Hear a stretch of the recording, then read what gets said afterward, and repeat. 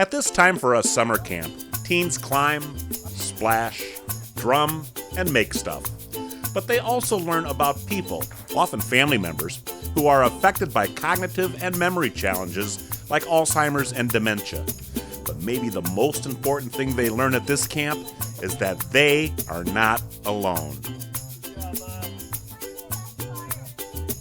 It's easy to keep your feelings about a loved one affected by Alzheimer's or dementia to yourself. You may have plenty of unpleasant emotions churning inside you: anger, frustration, guilt, fear, helplessness, sadness. Maybe you feel embarrassed enough that you won't have friends over to your house if someone living with you has cognitive issues. Maybe you would just rather isolate, keep to yourself, and stay in your room.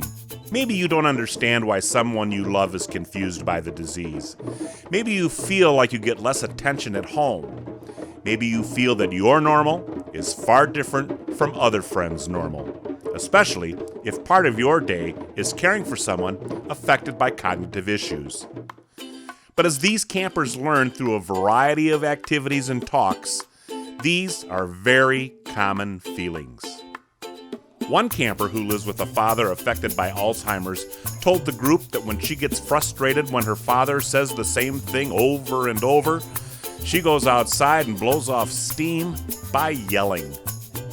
While yelling works for her, it turns out there are a lot of strategies, coping mechanisms, and help for teens who may feel just like you. We know that more than 5 million Americans battle Alzheimer's disease. But do you know that more than 250,000 teens are unpaid caregivers? So where do you start? More than one wise person has said that knowledge is power, or as the poet Maya Angelou wrote, when you know better, you do better. Among your first steps will be to learn as much as you can about cognitive issues like Alzheimer's and dementia.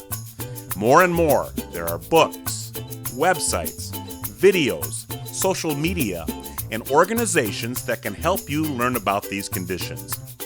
Search the web and look for information about taking care of caregivers. You'll discover sites tailored to young people just like you.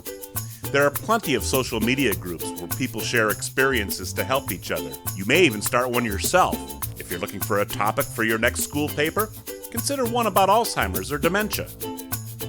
The teens who attend this Time for Us camp talk a lot about their experiences, and down to the last camper, they'll tell you that talking openly and honestly just makes them feel better. It helps relieve the pressure and the stress. Just talking and listening to others who may share your situation may do the same for you. The first time you talk about what's going on inside of you will be the toughest, but it probably won't be the last. More tips? Try to recognize what you can and what you can't do. You may be able to sing a song with Grandma, but you're not going to cure her disease. Try to be flexible. Your affected loved one may change in unexpected ways from one day to the next. While you can't predict what's going to happen tomorrow, you can be flexible in how you may react. Forgive your loved one and forgive yourself. You had nothing to do with what your loved one may be going through, so don't beat yourself up. Be proud of what you do. This is not easy, never will be, so be proud that you're doing something to help someone else. Remember that you have needs too. You're only a teen once. You may have different responsibilities than your peers, but you do need to find ways to do what teens do.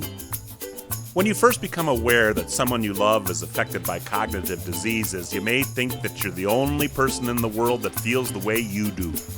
But you're not.